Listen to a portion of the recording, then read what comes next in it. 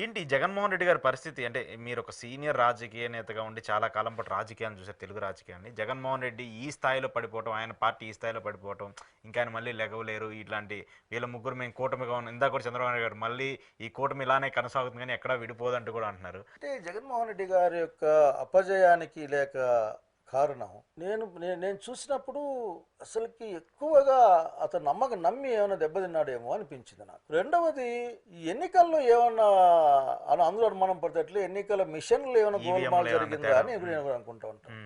ఎందుకంటే ప్రధానంగా పోలింగ్ రోజున బహుశా సబ్జెక్టు కరెక్షన్ 68% అనుకుంటా, 67-68% పోల్ అయింది. అవును, పోలింగ్ అయిన రోజుకి తర్వాత రోజు అనౌన్స్ చేసిన 80 దాకా వచ్చింది.